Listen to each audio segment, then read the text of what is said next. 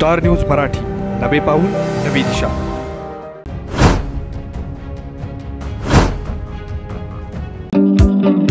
SS communication द्वारा संचलित the mobile space घेऊन येत आहे धमाका ऑफर्स।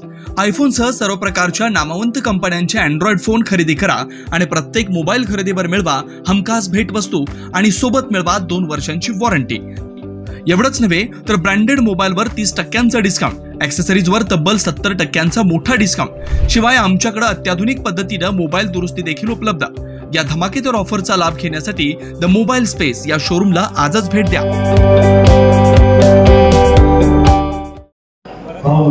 अधर्गिया सदाभाव जिथं अभिषेक तिथं सदाभाव एकदा जोरदार ताली झाली पाहिजे। गावाचा सनाती मंत्री अधर्गिया सदाभाव करतात हातवरती जोरदार ताली।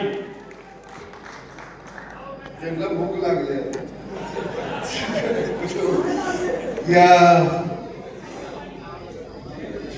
कार्यक्रमासाठी आदरणीय देवाभाऊच्या वाढदिवसानिमित्त जो संपूर्ण कार्यक्रम होता यासाठी उपस्थित असलेले आमचे सर्वांचे जीवाभावाचे सहकारी नामदार जयाभाऊ गोरे, आमदार गोपीचंद पेडळकर, भाजप जिल्हाध्यक्ष सम्राट बाबा माळी, आमदार पृथ्वीराज बाबा आणि माझे बंधू प्रभानंद पेडळकर आणि सर्वच प्रमुख मंडळी। आता कार्यक्रमाला बराच वेळ झाला।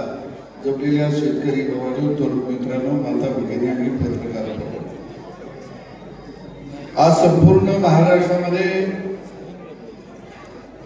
राज्याचे मुख्यमंत्री देवाभाऊ यांचा वाढदिवस संपन्न होत आहे आणि मला वाटतं की अनेक सामाजिक उपक्रमांनी या महाराष्ट्राच्या इतिहासामध्ये खेड्यापाड्यात आणि शहरामध्ये जर कोणत्या राजकीय नेत्याचा वाढदिवस साजरा होत असेल एवढ्या मोठ्या प्रमाणात तर त्याचं सुद्धा नाव देवाभाऊचं आहे हे आता सगळ्यांना मान्य करावं लागेल। बाकी त्यांचे वाढदिवस आले गेले, काही लोकांनी चिंता केली, परंतु या वाढदिवसाला रक्तदान शिबिर असेल, आमचे जिल्हाध्यक्ष सम्राट बाबा यांनी रक्तदान शिबिर 2-3 घेतले, सगळ्या जिल्ह्यामध्ये झाले। आता या ठिकाणी आदरणीय जिल्हाध्यक्ष बाबांनी बोलत असताना सांगितलं की आम्हाला नेमकं या जिल्ह्यामध्ये कशा पद्धतीनं हा जिल्हा उभा करायचा, हा जिल्हा कसा प्रस्थापित आणायचा। पण पहिल्यांदा विस्थापितांनी या जिल्ह्यामध्ये प्रस्थापितांच्या वाड्याला खिंडार पाडण्याचं काम केलं। बाबांनो, मी तुम्हाला धन्यवाद देतो की गोपीचंद पेडळकर सारखा एक खेड्यातला पोरगा तुम्ही त्याला मायेनं उभा केला आणि तो तुम्ही जी त्याला माया लावली, जे तुम्ही त्याला प्रेम दिलं, तीच माया, तेच प्रेम आणि गावगाड्याच्या मातीचा सुगंध घेऊन हा माणूस उभा राहिला। पण या माणसानं प्रस्थापितांना दाखवून दिलं, अरे मी शेळीचं दूध प्यालोया पण डरकाळी वाघासारखे आहे हे मात्र विसरू नका। हे खरंच दाखवून दिले। आज दोघे भाऊ राम लक्ष्मणासारखे काम करत, जगमधनं गोपीचंद आमदार झाले आणि जसं ते आमदार झाले तसं अनेकांच्या पोटात दुखायला लागलं। आता मला काय लोक म्हणतात, जयाभाऊ तुम्ही त्याच्यावर असताय, ते लय बोलतोय, लय मोठ्यांना शिव्या देतोय, हे भाऊ बरं नाही, तुम्ही त्याला सांगायला पाहिजे। हे म्हणलं तुम्ही आम्हाला लय हाणलंय, आता असं ते शिव्या द्यायला लागले, अजून ते पुढच्या स्टेजवर जायचं, मी जावं असं म्हणणार, पण मला बरं वाटतंय जयाभाऊ, कारण गोपीचंद पेडळकर असेल, मी असेल, जयाभाऊ असेल, आम्हाला वारसा काहीच नाही, आमचा भागवदार नाही, खासदार नाही, कारखानदार नाही, काय नाही। अरे वारसा नसणारी माणसं या महाराष्ट्रामध्ये देवाभाऊने बरोबर घेतली आणि प्रस्थापितांचे वाडे उद्ध्वस्त केले, वाटले. सगळे म्हणतात गोपीचंद पडळकर रोज चर्चेत असते. अरे आम्ही एवढ्या लोकांना खायला आणलं यार. आता ती गोपीचंद पडळकरला घेरायला बघते, त्याला घेरलं. मला कळलं की मी लगेच काठी घेऊन पळत असतो.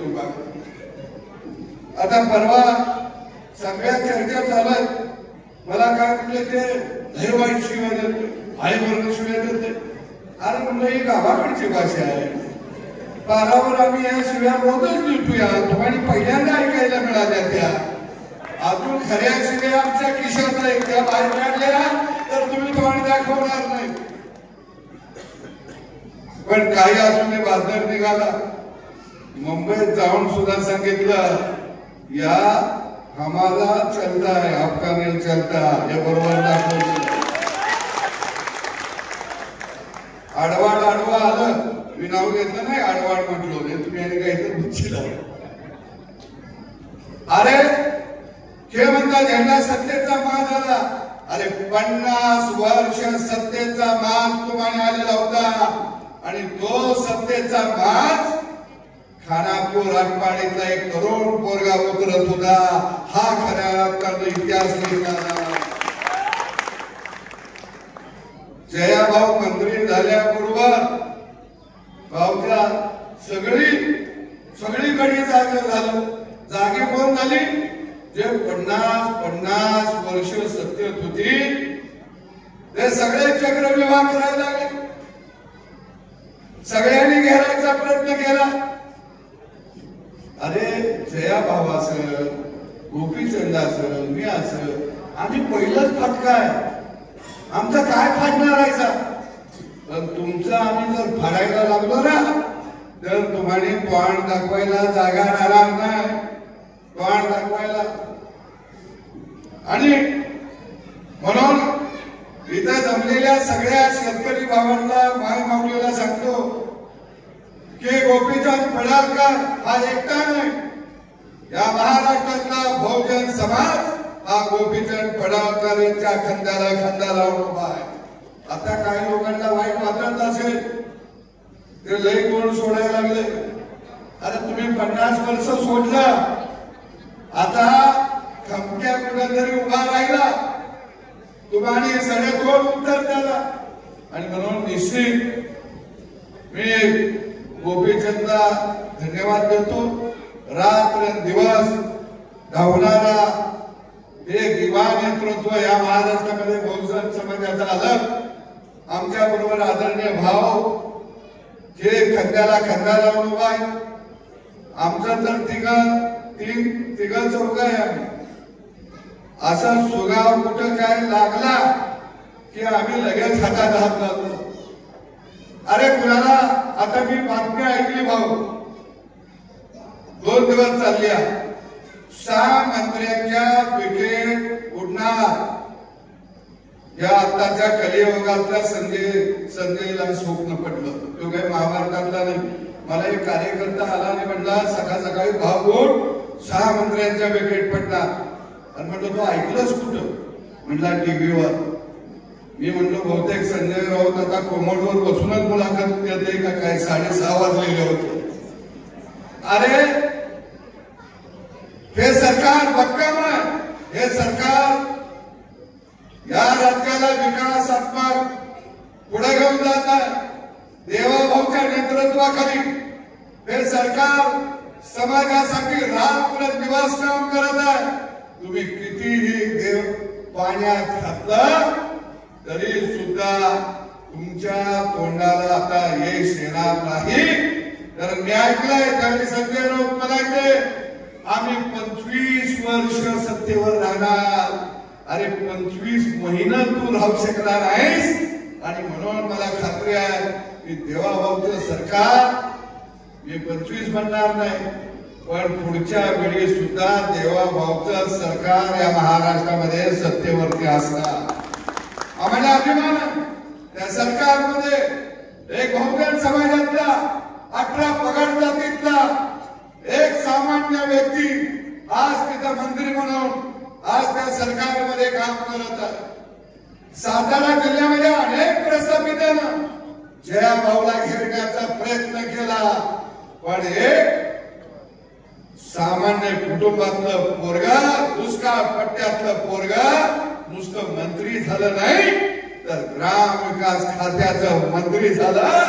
अरे हे देवाभाऊची सेना, अशी माणसं देवाभाऊला जपली आणि अशी माणसं जपली म्हणून बाबा वडकर असेल, भाव असेल, मी असेल, आम्ही राजकारणामध्ये टिकलो. नाहीतर बाबा सदाभाऊ दुसऱ्यांदा दिसला असता का? पहिल्यांदा आमदार झाला, मंत्री झाला, नंतर सगळ्यांना बाबा वाटलं गडी आता निष्काळला, पण दुसऱ्यांदा सुद्धा आमदार झालो भाऊ म्हणून आता जॅकेट घालायला लागलो. आता तिसऱ्यांदा काय होतंय बघूया. आता तिसऱ्यांदा काय होते म्हणजे की काय गडी आमच्या जिल्ह्यात लोकांनी राहायचे. बरोबर आहे का बाबा? पण मला खात्री आहे मी खानापूर, आटपाडी या मतदारसंघातल्या जनतेला सांगतो, मी गोपीचंद पडळकर हे जरी जतचे आमदार असले तरी खार जशी आकाशी भरारी घेते, पण तिचं लक्ष पिल्ल्यापाशी असतं. गोपीचंद पडळकरांचं लक्ष हे खानापूर, आटपाडीवरती आहे. येणारे जिल्हा परिषद, पंचायत समित्या त्या ताकदीने लढवायचे. आणि मी भाऊप्रमाणे सांगतो, तुम्ही देवाभाऊला सांगा, हे आमचे आता तरुण अध्यक्ष आहेत, यावेळी सांगली जिल्हा परिषदेवरती महायुतीचा झेंडा फडकलेला असेल, अजिबात शंका बाळगू नका. एवढी एकसाथपणा या निवडणुकीमध्ये आम्ही जाणार आहोत. धन्यवाद. बराच वेळ झाला. अजून पडळकर साहेबांना तुम्हाला ऐकायचं, दररोज तर त्यांना ऐकता या. टीव्ही लावलं की पडळकरच दिसत या, दुसरं कोण दिसना. म्हणजे दुष्काळ भागाचं नाव महाराष्ट्राच्या कानाकोपऱ्यामध्ये हातुर्की गाजवून जर कुणी नेला असेल तर त्याचं नाव आहे गोपीचंद पडळकर. मी त्यांच्या ऋषी कार्यकर्त्याला सुद्धा मनापासून धन्यवाद देतो. का आता काय म्हणतील सदाभाऊ त्याचं कौतुक करत होते. कशासाठी कौतुक करतो? अरे नेत्यासाठी जीव ओळून टाकणारे कार्यकर्ते महाराष्ट्रात कुणाकडे असतील तर ते फक्त आणि फक्त गोपीचंद पडळकर यांच्याकडे आहे. आणि त्यामुळं हा निधड्या छातीचा वार कार्यकर्त्यांच्या बळावरती, प्रस्थापितांच्या छाताडावरती पाय घेऊन उभा राहिला. आपण सगळे त्याच्या कंदाला खंदाला उभा राहूया एवढीच अपेक्षा व्यक्त करतो. इथं आपल्या परिसरातील लेटेस्ट बातम्या पाहण्यासाठी स्टार न्यूज मराठी YouTube चॅनलला आत्ताच सबस्क्राईब करा.